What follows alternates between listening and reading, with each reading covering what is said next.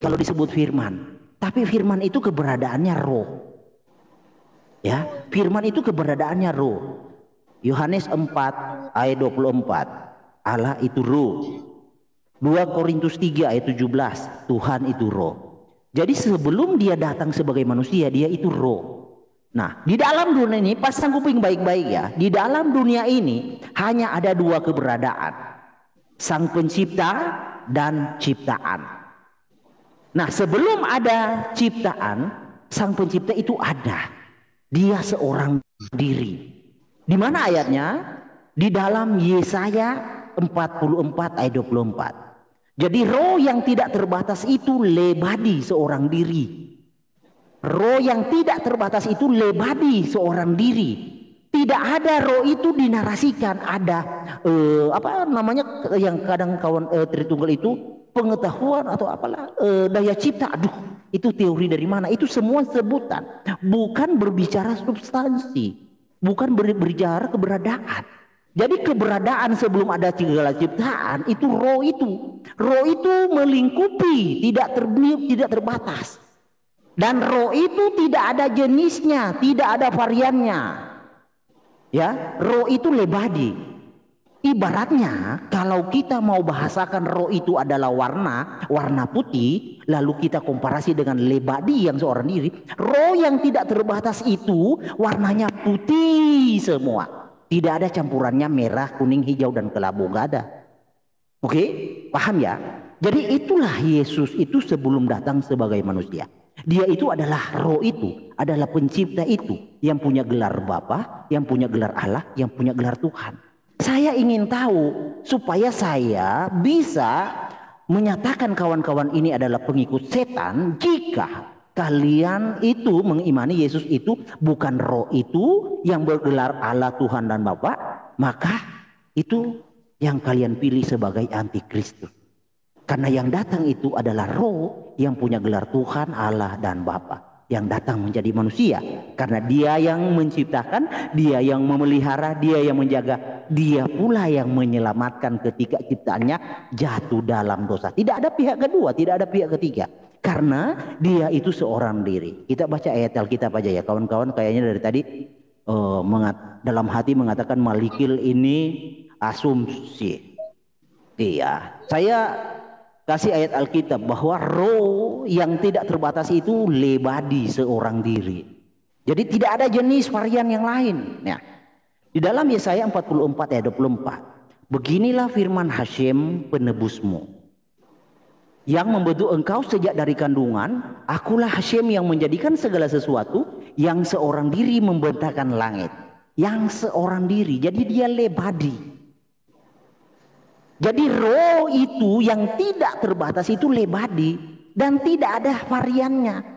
Tidak ada roh Bapa warnanya merah, roh anak warnanya hijau, roh kudus warnanya kuning. Gak ada ajaran begitu, itu ajaran setan.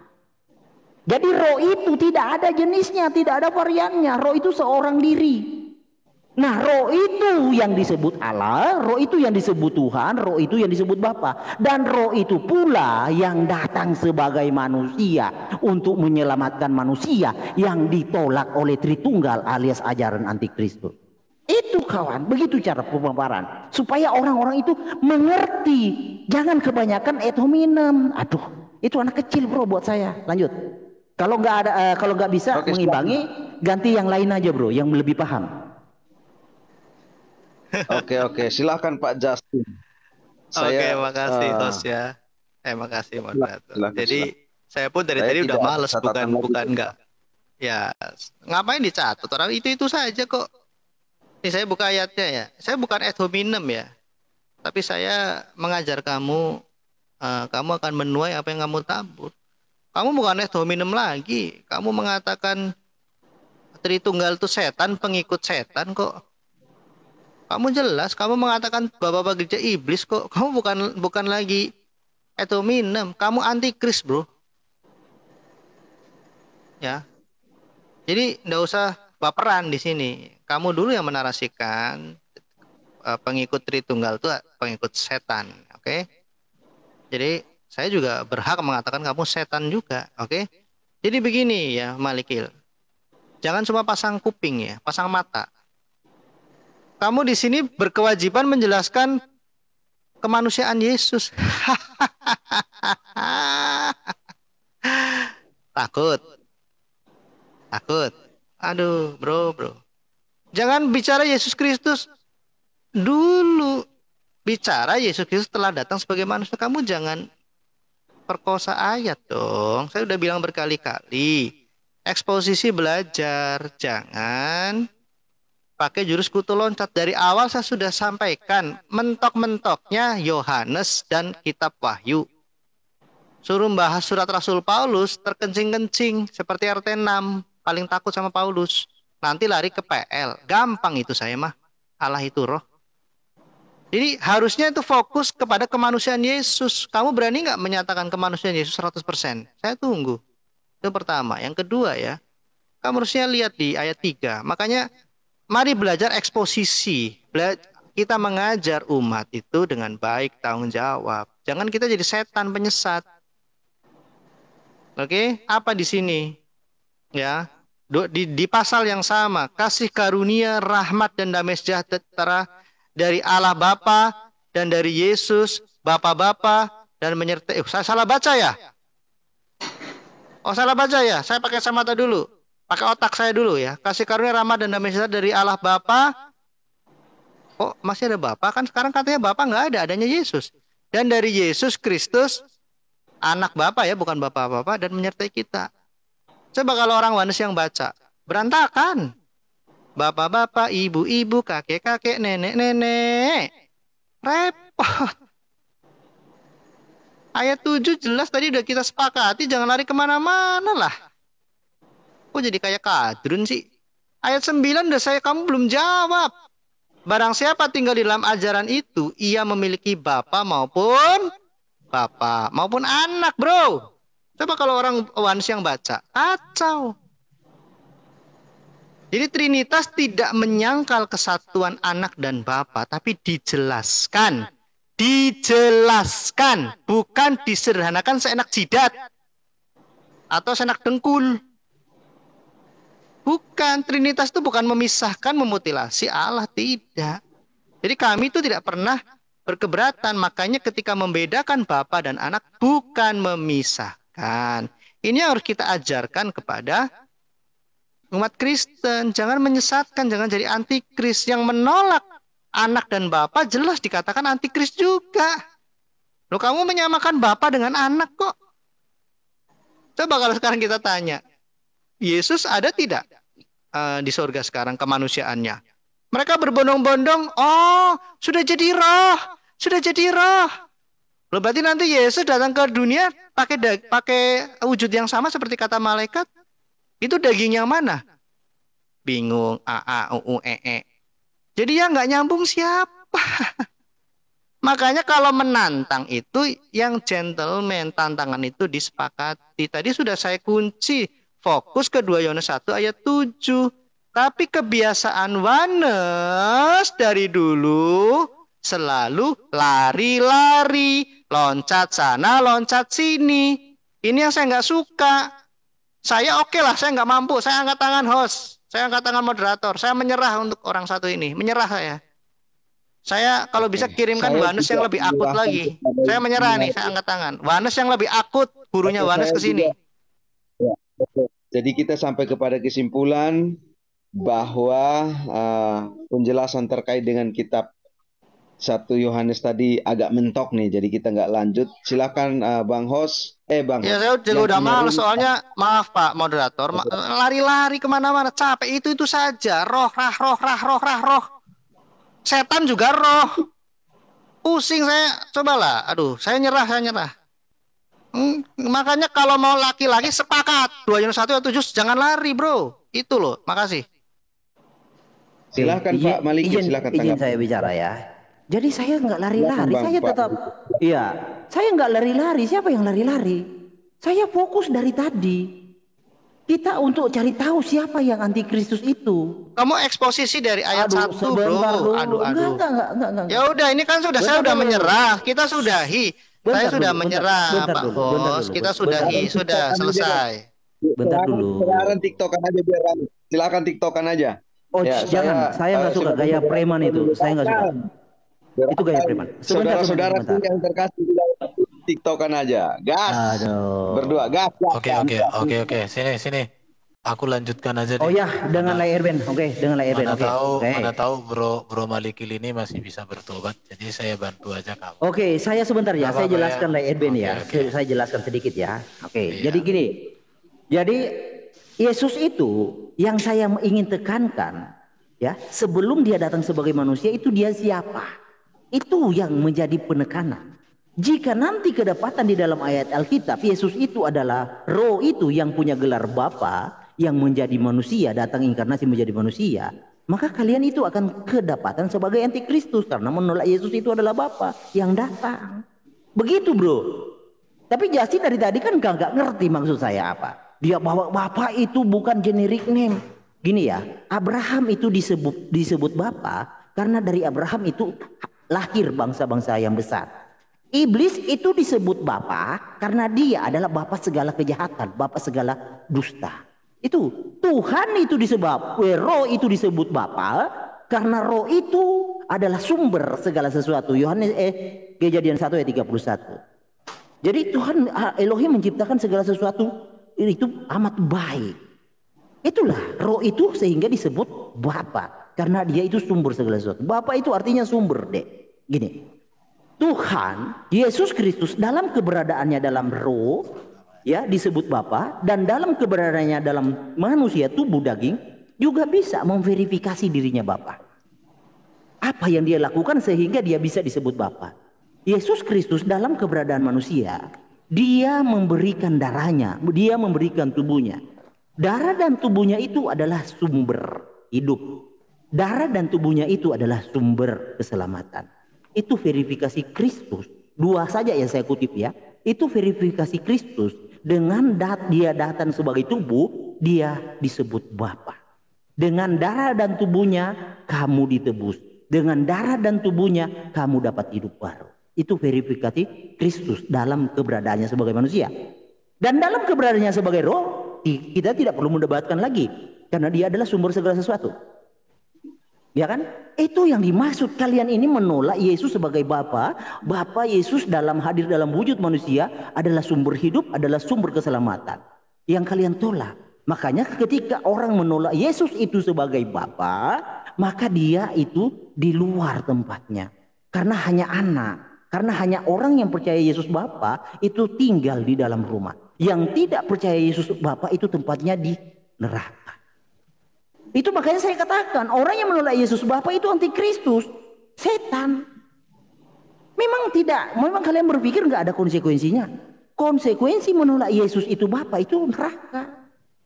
Karena antikristus itu produk setan. Begitu kawan. Jadi tolong kalian kalau bisa mau jelaskan Yesus itu sebelum datang sebagai manusia itu siapa? Itu sangat penting pengenalan tentang siapa Yesus.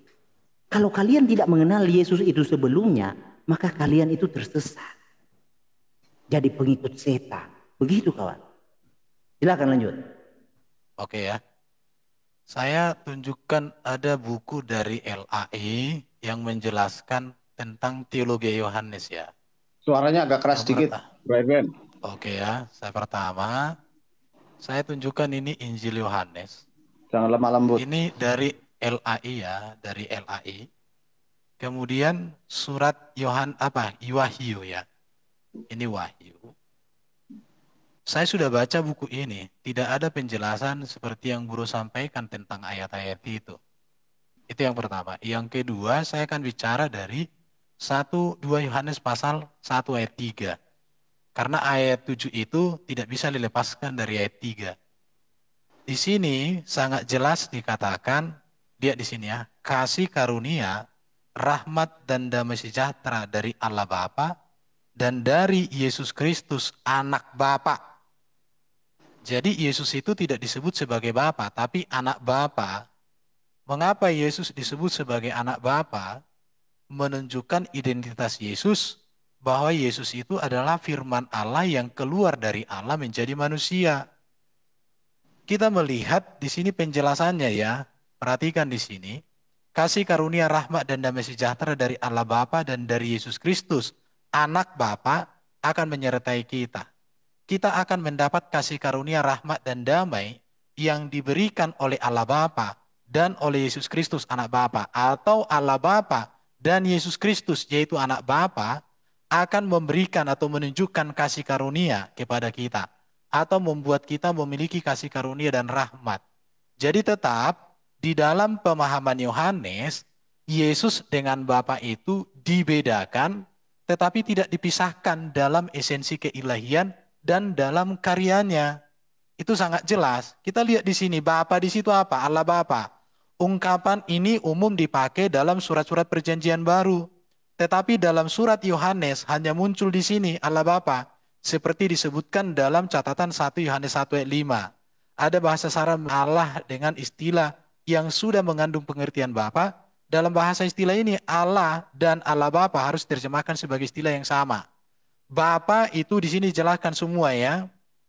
Jadi dalam bahasa tertentu perlu diperjelas lagi, misalnya Allah Bapa atau Bapa di atas.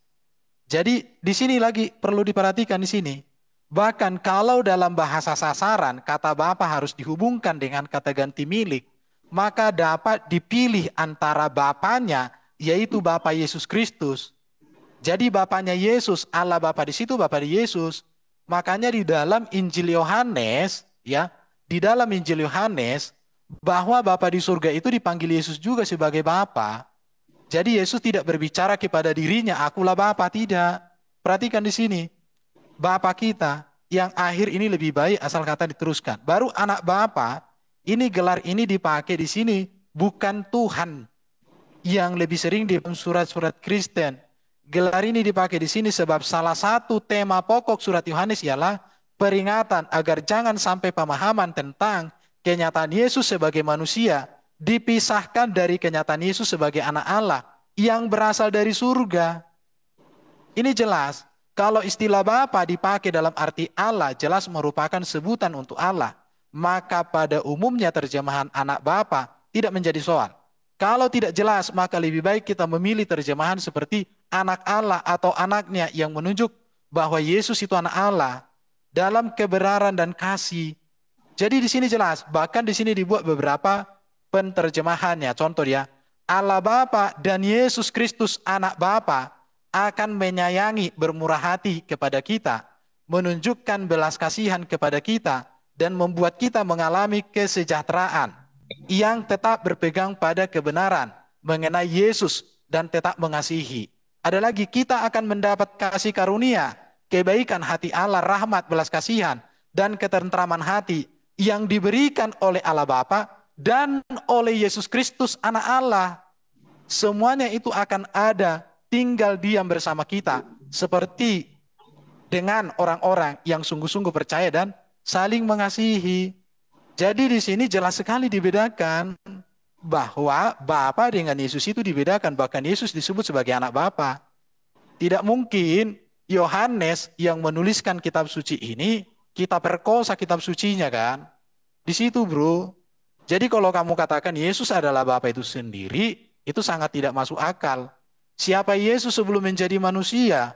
Itu sudah terjawab di dalam surat Yohanes. Injil Yohanes pasal 1. Makanya Yesus katakan, aku datang dan keluar dari Bapa.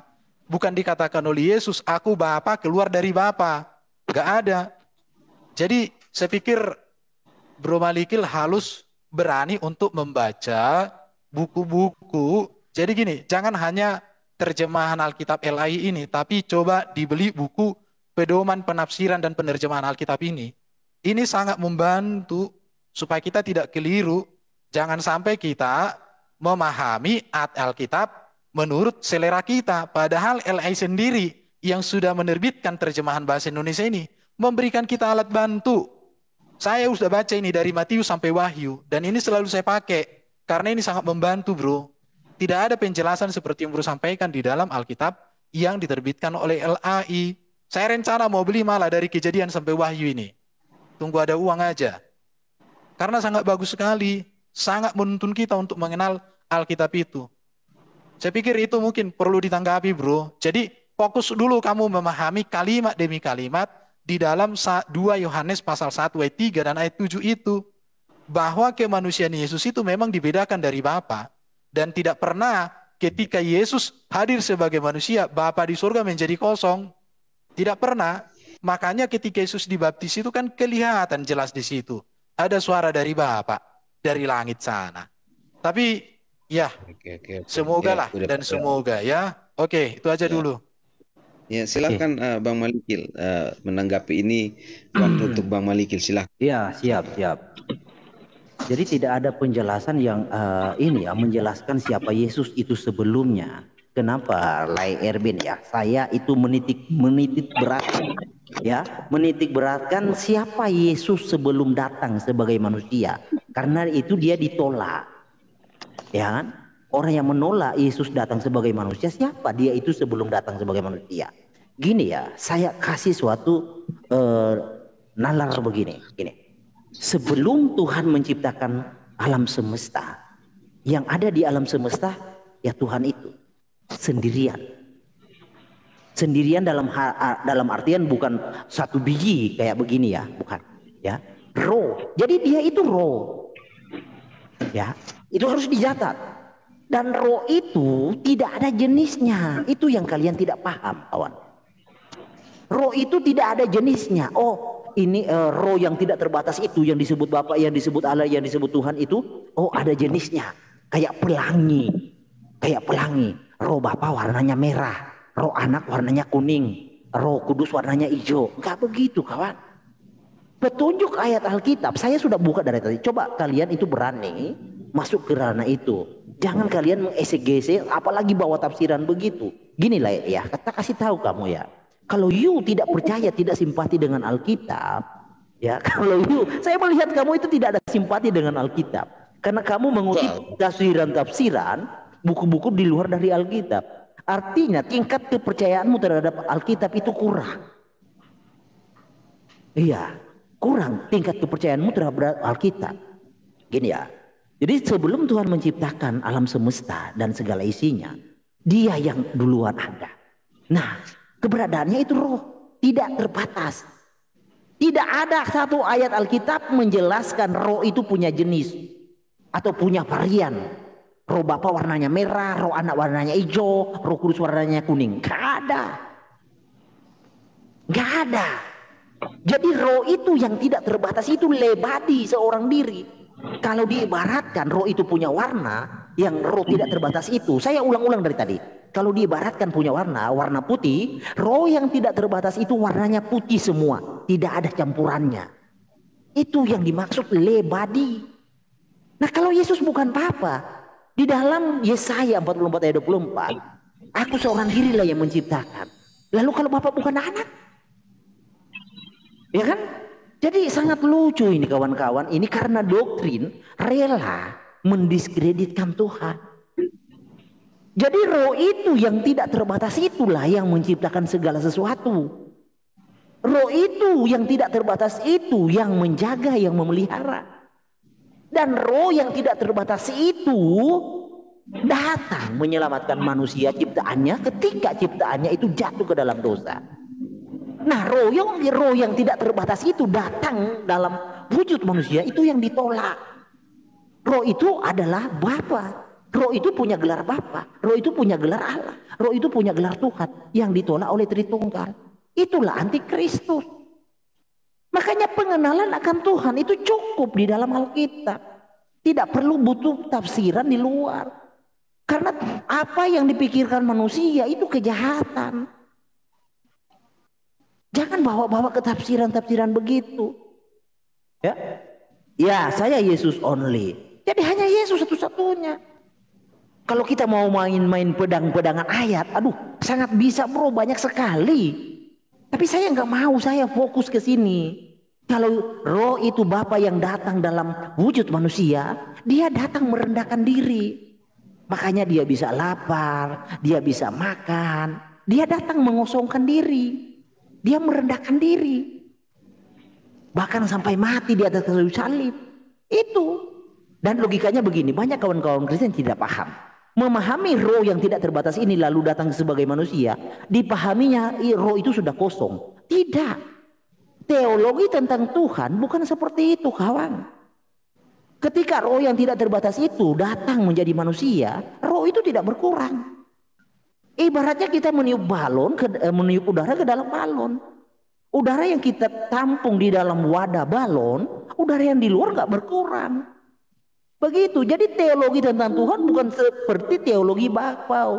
10 bakpao diambil 5 sisa 5. Tidak. Ibaratnya 10 bakpao diambil 5 tetap 10. Nggak berkurang.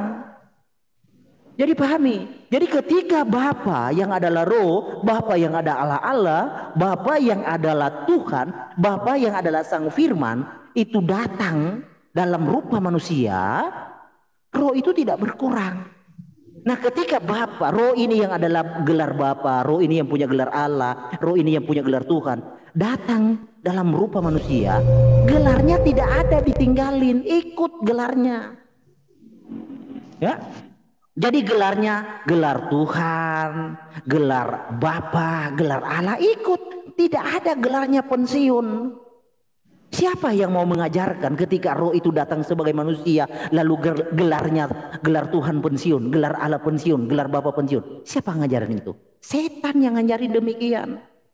Mengapa? Karena setan tidak mau manusia itu percaya bahwa roh yang maha kuasa itu mampu merealisasikan janji penyelamatan seorang diri. Setan akan menggiring manusia-manusia untuk tidak percaya bahwa roh yang punya gelar Bapa, roh yang punya gelar Allah, roh yang punya gelar Tuhan itu datang dalam rupa manusia untuk menyelamatkan manusia. Setan akan menggiring manusia-manusia yang diperbudak oleh doktrin ke dalam kejahatan menghujat Tuhan. Jadi harus kenali dulu. Penting untuk mengetahui siapa Yesus itu sebelum datang sebagai manusia. Sangat penting biar kalian tidak tersesat. Kalau kalian memahami Yesus itu sebelum datang sebagai manusia hanya sebatas Sang Firman, Firman itu keberadaannya apa? Tidak ada yang bisa jawab. Ingat loh, sebelum ada alam semesta, roh itu sudah ada. Dan roh itu tidak ada jenis variannya. Tidak ada roh merah, roh kuning, roh hijau, nggak ada. Roh itu lebadi seorang diri. Penting pengenalan ini, jangan dianggap remeh.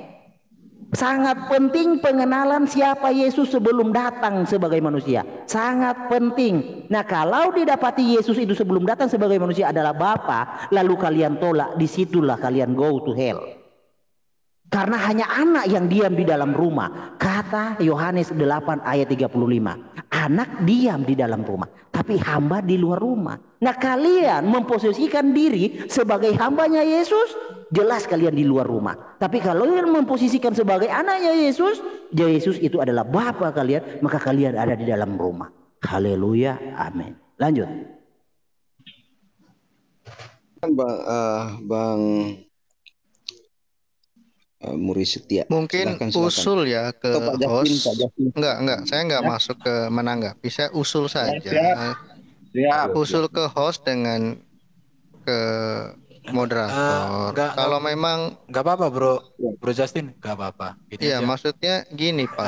Kan berkewajiban menjelaskan 2 Yohanes 1 ayat 7 itu kemanusiaan Yesus dijelaskan, tapi kan melalang buana kemana-mana, ke planet Pluto, planet Mars.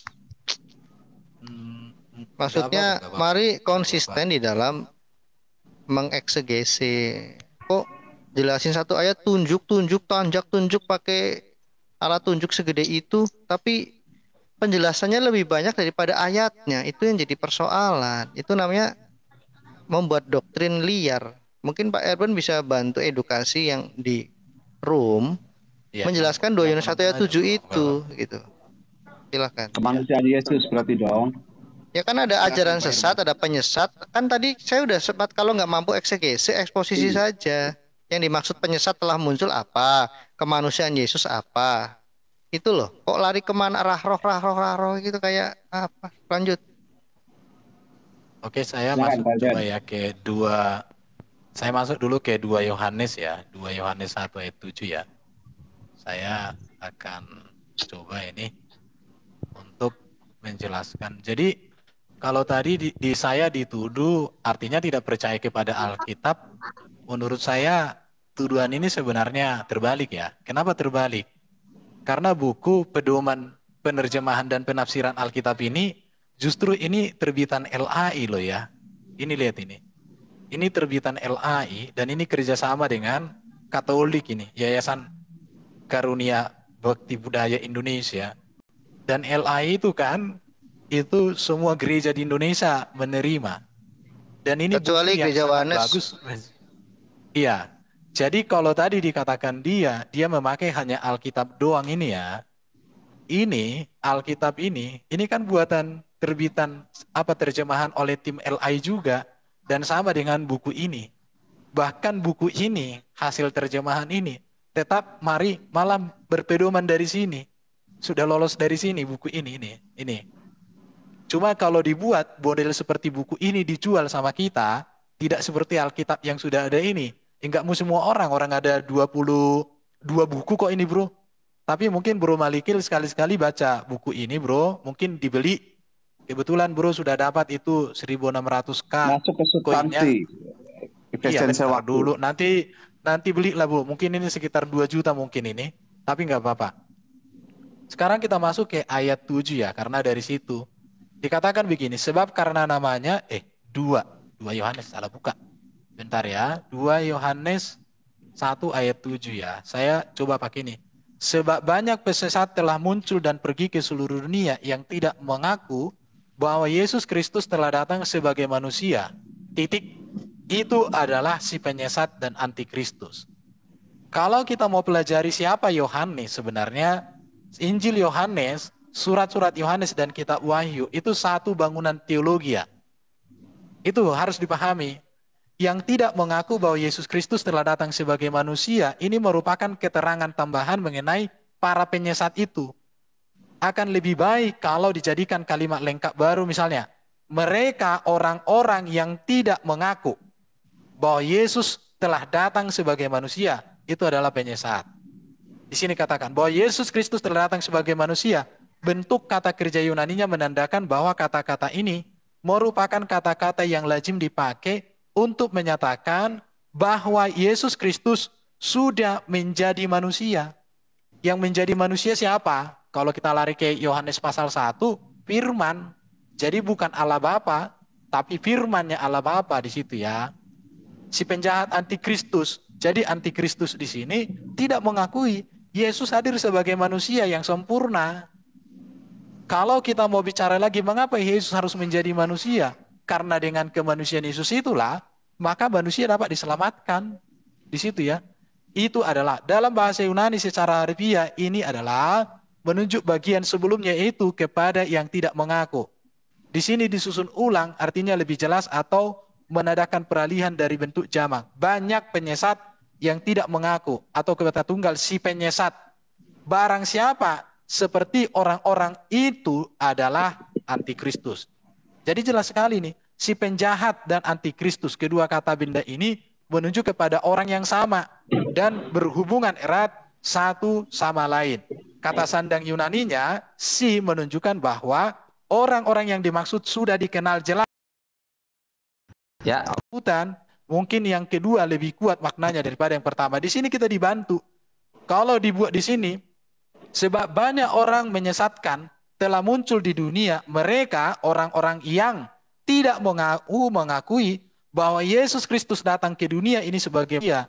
Orang seperti itu adalah orang yang menyesatkan dan melawan Kristus. Jadi sudah jelas sekali ini ayatnya. Karena memang pada waktu itu ada ajaran yang mengatakan Yesuslah Allah sendiri. Bahkan dikatakan dengan pemahaman-pemahaman yang lain-lain itu. Dan Yohanes menegaskan itu antikristus. Karena Yesus benar-benar hadir sebagai manusia. Kalau kita mau kaitkan dengan PL, yang namanya Mesias itu adalah manusia. Maka dikatakan Kejadian 3:15, anak perempuan itu Mesias. Jadi bukan Allah yang adalah Bapa Sang Pencipta yang menjadi manusia, tidak ada. Makanya dikatakan oleh Yesus juga di dalam Yohanes 17 ayat 5 ya. Ya Bapa, permuliakanlah aku padamu sendiri dengan kemuliaan yang kumiliki di hadiratmu sebelum dunia ada. Bagaimana mungkin Yesus mengatakan permuliakanlah aku padamu dengan kemuliaan yang kumiliki di hadiratmu? Ada di sini padamu, hadiratmu. sebelum dunia ada. Kalau Yesus adalah Bapa itu sendiri, maka ayat ini harus ditipek menurut saya, bro. Bahkan Yesus mengatakan agar mereka memandang kemuliaanku yang telah engkau berikan kepadaku, kata Yesus. Bagaimana kalau Yesus sendiri adalah Bapa itu sendiri? Dia berkata, kemuliaanku yang kau berikan kepadaku. Harusnya di sini kemuliaanku yang aku berikan kepadaku, bukan engkau. Sebab aku telah mengasihi aku sebelum dunia dijadikan. Harusnya gitu. Tapi kalimatnya kan nggak seperti itu, bro. Jadi saya pikir Bro Malikil memperbanyak membaca Alkitab, khususnya buku yang saya sebutkan tadi, supaya Bro memahami produk daripada terjemahan yang dibuat oleh LAI dengan bagus. Kalau Bro ibaratnya membaca hanya Alkitab ini, kemudian Bro bernarasikan ke kiri, ke kanan, ke atas, ke bawah, dan lain sebagainya, maka Bro tidak menghargai dong para penerjemah yang sudah berleti-lesu, sehingga Bro menafsirkannya sesuka Bro itu. Karena sepanjang saya membaca ini, tidak pernah ada literatur dari LAI yang menerjemahkan seperti yang Bro terjemahkan. Bahkan sekelas profesor, doktor yang pernah mengajar kita pun, belum pernah ku dengar menjelaskan seperti Bro. Mungkin ya, orang-orang yang mengajarkan seperti yang diajarkan Bro itu mungkin mereka bisa sekolah teologi ya, tapi akreditasi sekolah teologianya belum A. Mungkin masih proses atau mungkin ijazahnya tembak langsung, saya nggak tahu lah. Oke, Bang, Pak Erben. Nanti mudah-mudahan nanti Kemenak nanti Dirjen Bimas Kristen meninjau ulang STT seperti itu. Bisa. Oke, udah itu nanti udah ke lainnya. Silakan Bang Malik mau menanggapi atau kita closing statement aja udah atau masih panjang? Jadi di sini kan kawan-kawan itu tidak berani main ke siapa Yesus itu sebelum datang. Kenapa saya sangat suka ya menekankan di situ. Sangat penting pengenalan siapa Yesus itu sebelum datang. Nah, kawan-kawan kan mengenalnya hanya di Yohanes 1 ayat 1, Sang Firman. Ya. Kemarin kan saya pernah kasih challenge kepada semua kawan-kawan Tritung ya. Carikan nubuatannya di dalam Alkitab, nubuatannya bahwa penebus itu adalah Firman. Gak ada. Karena Yohanes 1 itu bukan berbicara penjelasan tentang nubuatan, tetapi menjelaskan apa yang Tuhan firmankan kepada Adam dan Hawa. Jadi Tuhan berfirman kepada Adam dan Hawa, akan datang seorang anak lahir dari seorang perempuan. Nah, firman yang diucapkan itu yang digenapi. Tetapi yang menggenapi adalah yang berfirman itu. Itu pentingnya. Coba kalian cek di dalam ayat Alkitab Perjanjian Lama. Apa ada nubuatan penebus itu firman? Gak ada. Saya kasih hadiah sepeda kalau ada yang temukan. Tidak ada nubuatan itu ya yang menjadi penebus itu adalah firman. Gak ada. Penebus itu di dalam nubuatan itu adalah Allah. Aduh. Sebentar dulu bro, kok begitu sih? Ado-ado. Tenang. Ini siapa ini yang ado-ado? Lanjut, nggak tahu. Jadi penebus itu bukan Sang Firman nubuatannya. Tidak ada. Coba cek deh Alkitab. Jangan karena doktrin itu fokus untuk mengutip ayat Alkitab untuk membentengi doktrin. Gak boleh. Itu kejahatan di mata Tuhan.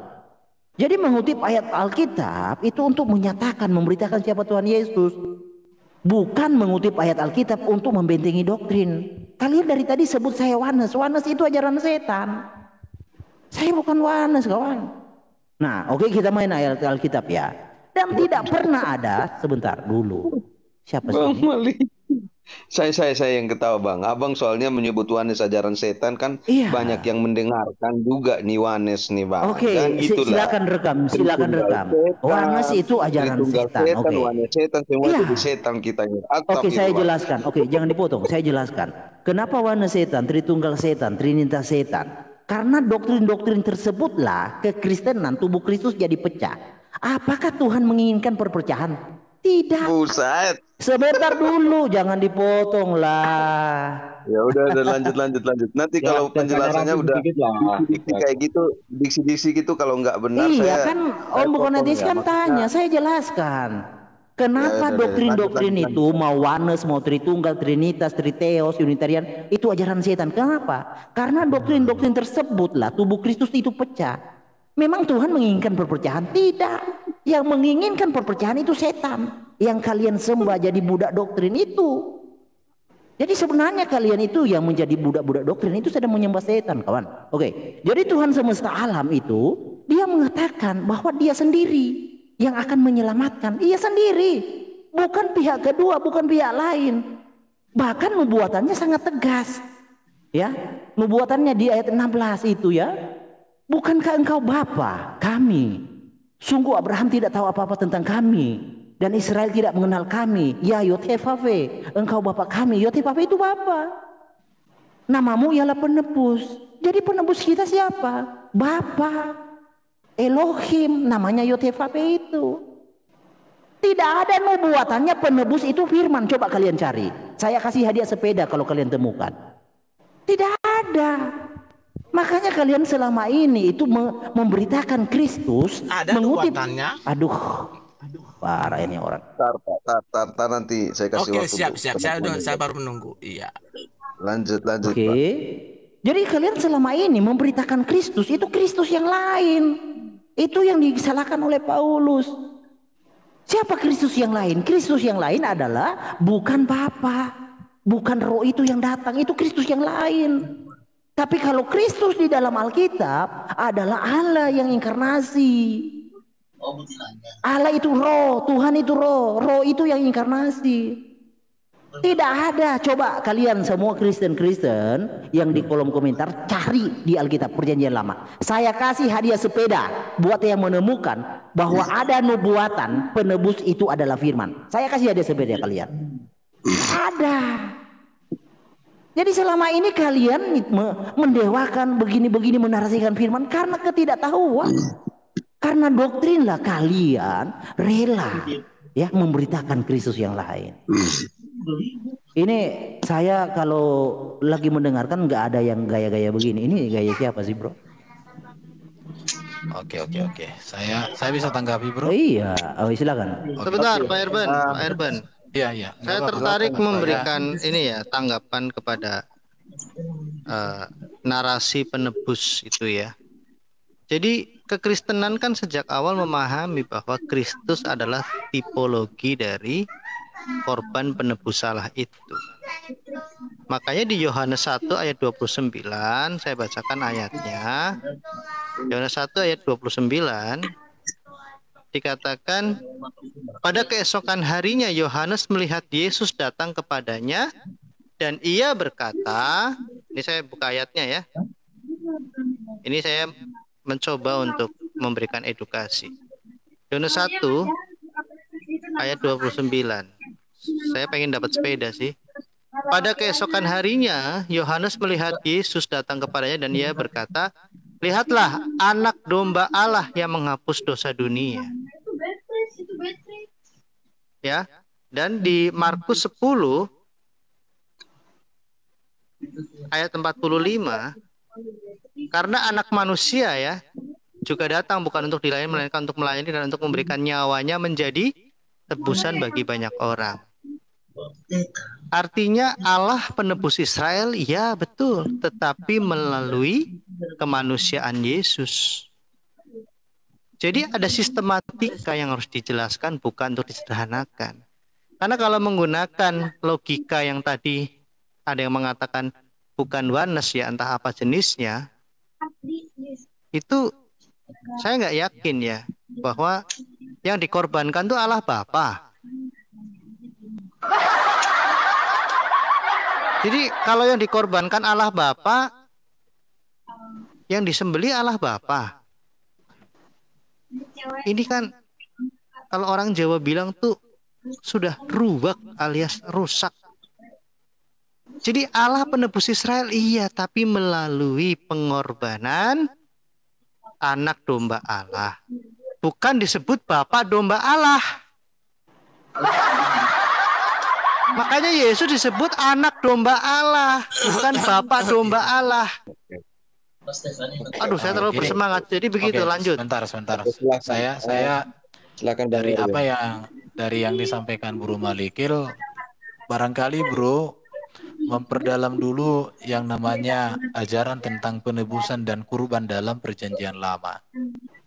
Itu yang pertama. Baru Bro itu harus belajar apa yang dimaksud dengan Yesus sebagai imam besar agung. Apa yang dimaksud dengan Yesus sebagai Mesias, Nabi, dan Raja. Di situ.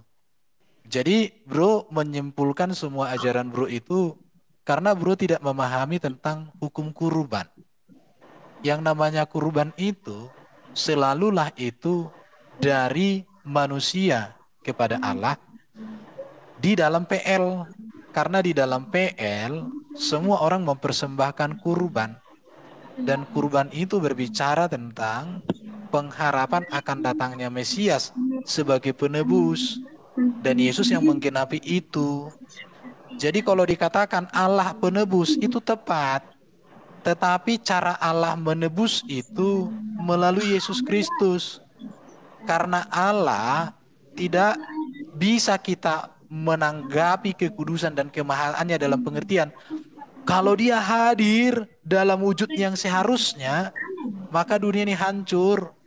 Kalau Bro masih mengingat bagaimana Musa ya, ketika Musa berjumpa dengan Allah, gunung itu, manusia, hewan yang menyentuh gunung itu mati. Bahkan Musa ketika keluar dari gunung itu, cahaya kemuliaan Tuhan yang masih ada pada Musa itu, nggak sanggup loh bangsa Israel melihatnya, Bro.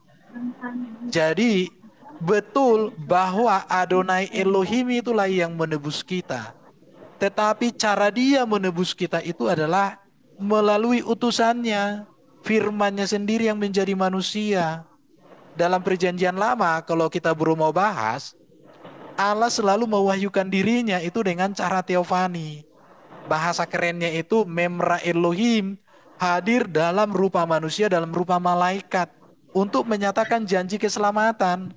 Tetapi penantian mereka semua tentang Mesias yang menderita, yang menebus. Jadi nanti Yesus imam besar di surga kok, yang berdoa untuk kita. Ada itu di dalam kitab Ibrani, Yesus imam besar. Kalau Yesus itu Bapa itu sendiri, imam besarnya Yesus itu untuk apa lagi? Karena imam besar itu pengantara antara manusia dengan Allah. Kalau Nabi itu pengantara antara Allah dengan manusia. Yesus Nabi. Maka Yesuslah yang membawa ajaran yang langsung dari surga kepada manusia. Yesuslah imam besar agung. Dialah yang menjadi pengantara manusia kepada Bapa. Maka segala kepentingan manusia untuk mendekat kepada Bapa melalui imam besar agung Yesus Kristus. Itu ada itu di kitab Ibrani, nanti bacalah. Ibrani pasal 7 sampai pasal 9. Di situ itu. Jadi Bro Malikil menurut saya perlu banyak lagi belajar tentang apa sih penebusan itu ya. Apa itu dosa. Mungkin belajar teologi sistematika dasar dulu supaya mengerti. Atau minimal mungkin Bro belajar dulu pengantar PB, pengantar PL. Karena kalau sudah langsung ke hermeneutik tanpa memahami pengantar, repot ya, Bro. Saya nanti bisa bicara nanti ya. Iya, repot sekali itu. Oke, jadi saya pikir Bro Malikil banyak-banyak belajar lah Bro, supaya Bro menjadi pengajar yang benar, bukan pengajar yang sebaliknya. Menurut saya itu ya. Jadi saya senang samamu, saya senang. Tapi banyak belajar, banyak baca buku. Minimal buku yang diterbitkan LAI inilah yang menjadi pedoman dasar untuk penerjemahan Alkitab ini. Kamu baca dulu deh, supaya nanti yang Alkitab yang diterbitkan oleh LAI dalam bahasa Indonesia ini, kamu tidak selalu asal menjelaskan menurut seenakmu sendiri, tapi punya kaidah-kaidah di dalam memahaminya. Itu nasihat saja ya. Terima kasih Bro Malikil ya. Oke Pak Erden, oke Pak Justin, silakan tanggapan terakhir dari Bang Malikil.